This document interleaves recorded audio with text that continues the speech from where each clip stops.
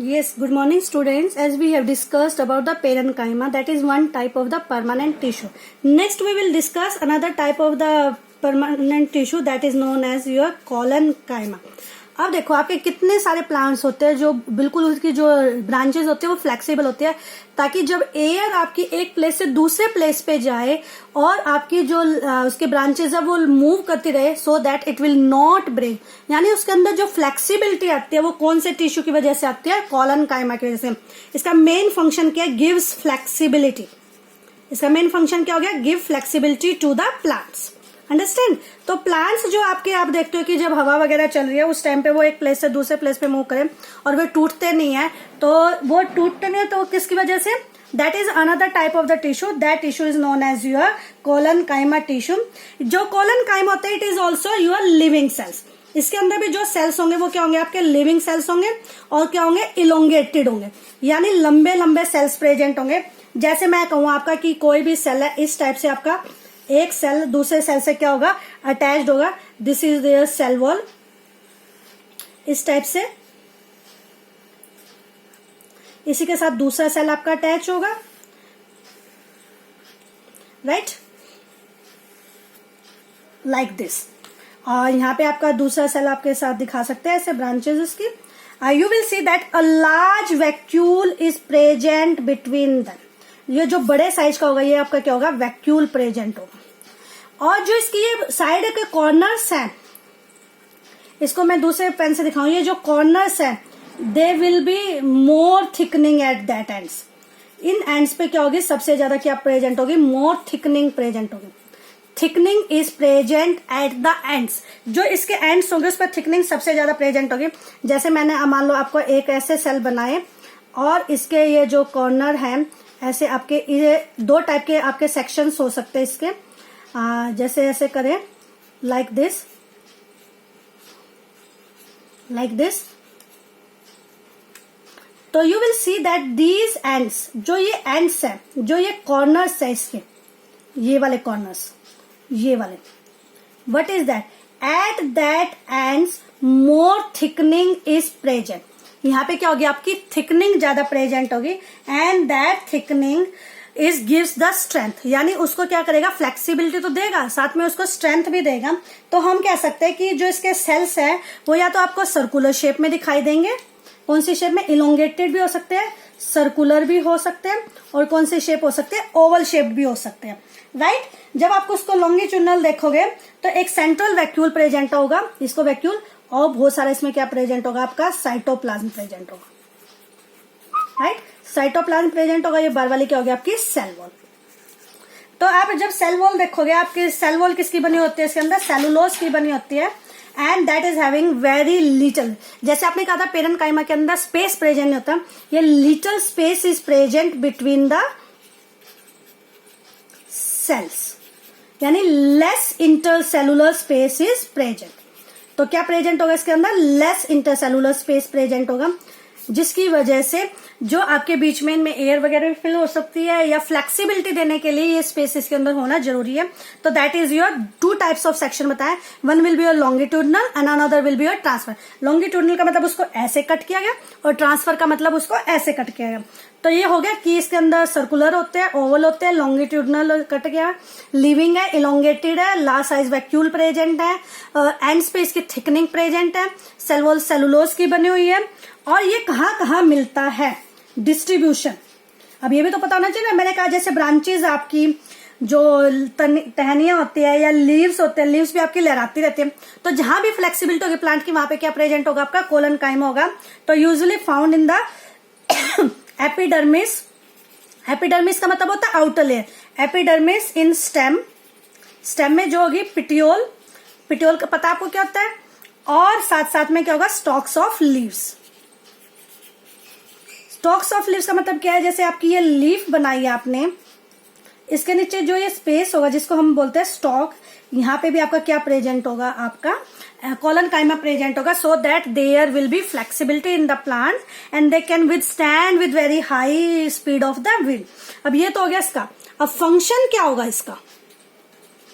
Function एक तो मैंने बताई दिया कि फ्लेक्सिबिलिटी देता है, secondly it provides the tensile strength, यानी उसको मैकेनिकल सपोर्ट देता है। टेंसाइल स्ट्रेंथ का मतलब होता है मैकेनिकल सपोर्ट, जैसे हिलता डुलता है, किसकी वजह से? Due to the presence of the large size vacuole, जो इसके अंदर लार्ज साइज का वैक्यूल होता है उसकी वजह से इसको क्या मिलते हैं? टेंसाइल स्ट्रेंथ मिलती है, यानी फ्लेक्सिबिलिटी मिलती है। फ्लेक्सिबिलिटी तो नहीं कह सकते, टेंसाइल स्ट्रेंथ कहेंगे, यानी मैकेनिकल सपोर्ट मिलेगा। और rigidity, rigidity due to thickening, thickening होगी, जो ये थिकनिंग है इसकी वजह से रिजिडिटी, यानी थोड़ा सा ये हार्ड हो जाता है, स्टफ हो जाता है। और ये दूसरा फंक्शन है गिव्स इलास्टिसिटी, यानी फ्लेक्सिबिलिटी। क्या देगा ये? फ्लेक्सिबिलिटी या इलास्टिसिटी देगा of the plant organ due to किसकी वजह से? Collenchyma. So they can bend easily their leaves and stems without breaking. Understand?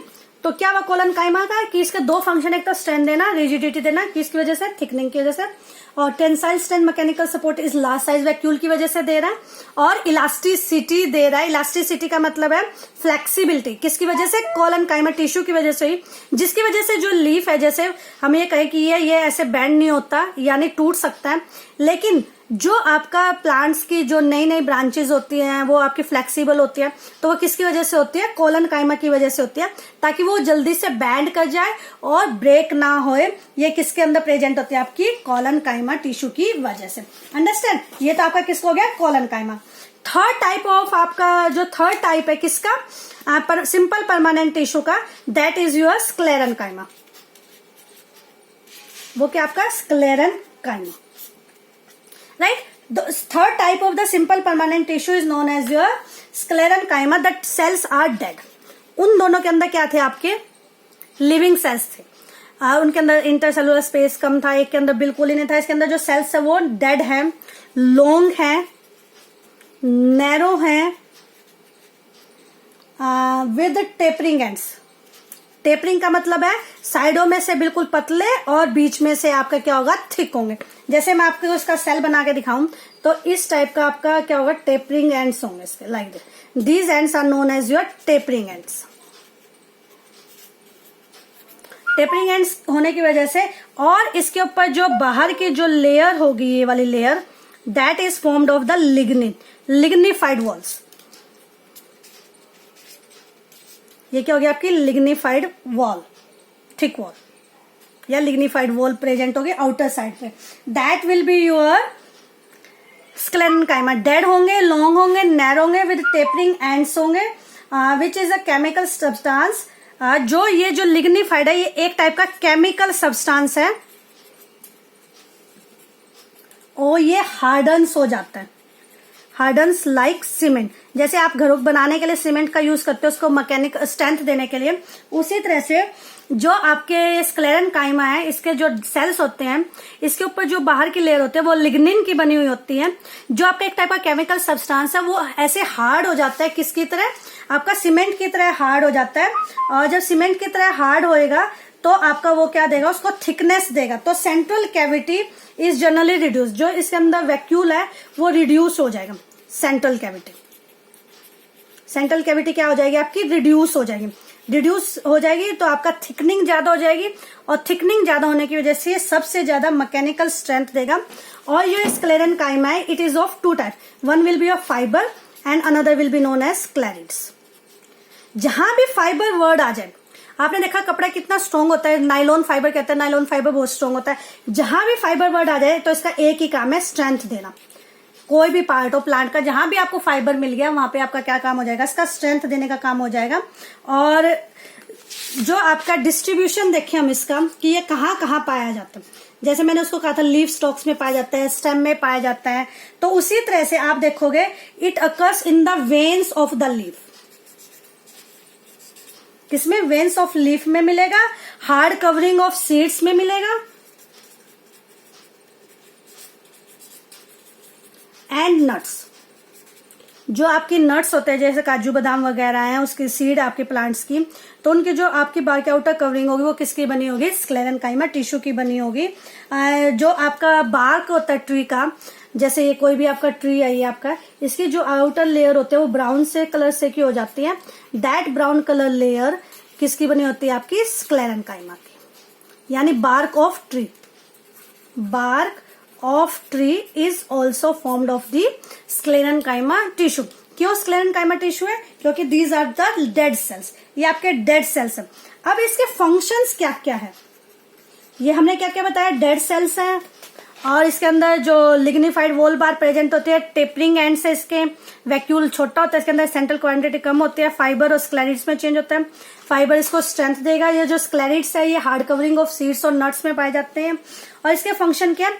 जैसे मैंने कहा कि लिग्निफाइड वॉल है तो इसका काम है मैकेनिकल स्ट्रेंथ देना, तो इसका मेन फंक्शन क्या हो गया? Mechanical strength. Mechanical strength mostly आपके डेड सेल्स की वजह से आती है to the plants and their parts. किस किस को देना? प्लांट्स को और इसके पार्ट्स को मैकेनिकल स्ट्रेंथ देने का काम किसका होता है? स्क्लेरेंकाइमा का होता है। और ये प्लांट को इन्वायरमेंटल फैक्टर से बचाते हैं, विंड वगैरह से। तो दूसरा काम क्या हो गया? Protection. Protection from external environmental factors, जैसे बहुत तेज बारिश आ जाए या हवा चल जाए तो उससे बचाने का काम कौन करता है? आपका स्क्लेरेंकाइमा टिश्यू करता है। और थर्ड वन है जो ये आपका प्लांट को हार्ड और स्टिफ बनाता है। आपने देखा है कि नट्स कितने हार्ड और स्टिफ होते हैं, वो किसकी वजह से होते हैं? आपके स्क्लेरेंकाइमा टिश्यू की वजह से होते हैं। जैसे हस्क ऑफ कोकोनट आपने देखा होगा कितना हार्ड होता है, that is also made up of this sclerenchyma tissue, right. तो that is your sclerenchyma. Sclerenchyma आपका कहाँ कहाँ मिलेगा? वेन्स ऑफ लीव्स में मिलेगा। जितनी भी सीड्स है या नट्स है उनकी आउटर कवरिंग है वो किसकी बनी होगी? आपकी स्क्लेरेंकाइमा टिश्यू की बनी होगी। इवन द जो बार्क ऑफ ट्री है वो भी आपका स्क्लेरेंकाइमा टिश्यू का बना होगा। और फंक्शन, जब आपका बार्क बना दिया, सीड्स की कवरिंग बना दी, तो आप देखते हो कि जो वेन्स ऑफ लीव्स है, कई बार कीट मकोड़े वगैरह क्या होते हैं वो लीव्स को खा जाते हैं, लेकिन आपको उसके अंदर की छोटी छोटी व्हाइट कलर की लाइनें मिलती रहती है, वो हार्ड और स्टिफ होती है। वो किसकी वजह से होती है? आपकी स्क्लेरेंकाइमा टिश्यू की वजह से होती है। जब ये हार्ड और स्टिफ ही बना दे तो इसका मेन फंक्शन क्या होगा? उसको प्रोटेक्ट करना और मैकेनिकल स्ट्रेंथ देना। किसको? प्लांट को और इसके पार्ट्स को, और उसको इन्वायरमेंटल फैक्टर से बचाना। और जैसे आपका कोकोनट है उसके आउटर सीड्स है या हस्क बोलते हैं, या आपका काजू है या बादाम है, काजू की आपकी लाइटर होती है, लेकिन जब आप बादाम देते हो उसकी जो आउटर कवरिंग होती है कितनी हार्ड होती है, जिसमें से आप बादाम निकाल के खाते हो, वो सब किसकी बनी होती है? आपकी स्क्लेरेंकाइमा की। That is about your collenchyma and sclerenchyma. ये आपके सिंपल परमानेंट टिश्यू खत्म हो गया। Tomorrow we will discuss about the protective tissue.